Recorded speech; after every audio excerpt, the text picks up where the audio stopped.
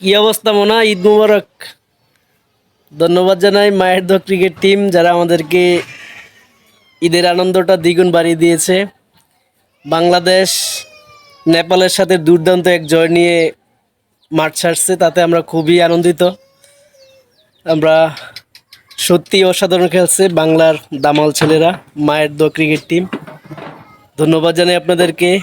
Specially ধন্যবাদ জানাই মুস্তাফিজুর রহমান, তানজিম সাকিব, যাদের দুর্দান্ত বোলিংয়ের কারণে বাংলাদেশ এক দুর্দান্ত জয়লাভ করছে।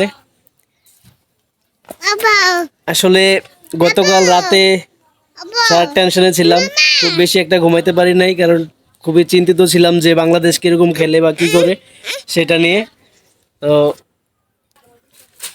গতকালকে রাতে আসলে খুব বেশি একটা ঘুমাতে পারি নাই, কারণ খুবই আপনার চিন্তিত ছিলাম, খুবই টেনশনে ছিলাম যে বাংলাদেশ আসলে কী করে পবিত্র ঈদের দিনের আনন্দটা জানি মাটি হয়ে না যায়, সেই জন্য খুবই চিন্তিত ছিলাম।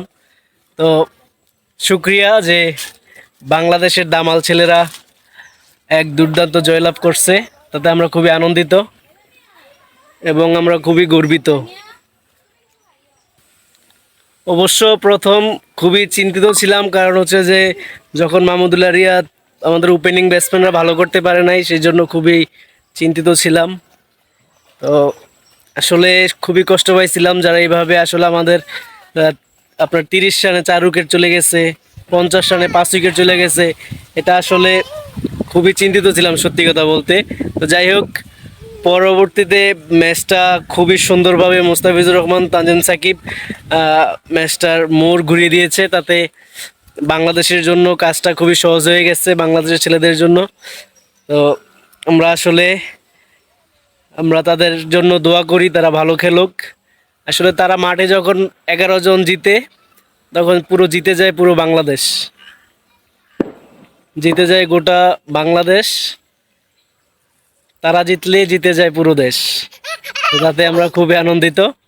ঈদ মুবারক সবাইকে, সবার পরিবার প্রিয়জনদেরকে নিয়ে ভালো কাটুক, আনন্দময় হোক তাদের জীবন,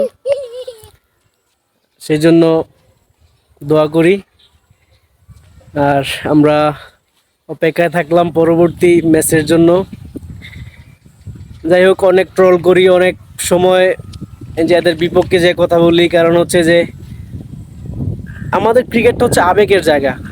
তা আমরা তাদেরকে আসলে তারা যখন হারে বা ম্যাচ ঠগে, তখন আসলে এটা আমরা মানতে পারি না, মেনে নিতে পারি না। এই জন্য আসলে আমরা তাদেরকে নিয়ে অনেক সময় অনেক কথা বলি, অনেক কিছু বলে ফেলি, তাদেরকে নিয়ে ট্রল করি। তো আসলে যখন হাইরা যায়, তখনই এর থেকে খুবই কি বলবো, এটাকে খুব কষ্ট পাই যখন তারা হারে বা হেরে যায়। তো এটাতে আমরা খুবই কষ্ট পাই। আর তারপরও আমরা খেলা দেখি বাংলাদেশের, কারণে এই দেশটাই আমাদের, এই দেশটাই আমাদের। আর ক্রিকেটটা হচ্ছে আমাদের আবেগের জায়গা। তো সেই জন্য আমরা তাদেরকে নিয়ে অনেক সময় অনেক কথা বলি। সরি, আসলে সিচুয়েশন ওরকম তৈরি হয়ে যায়, এই জন্য আসলে এইভাবে কথা বলতে হয়। তো বাংলাদেশ টিমের জন্য শুভকামনা রইল, দোয়া রইল, দোয়া ভালোবাসা রইল। এগিয়ে যান, আপনারা আপনাদের গতিতে এগিয়ে যান, আমরা আছি আপনাদের পাশে, 16 কোটি বাঙালি। All the best.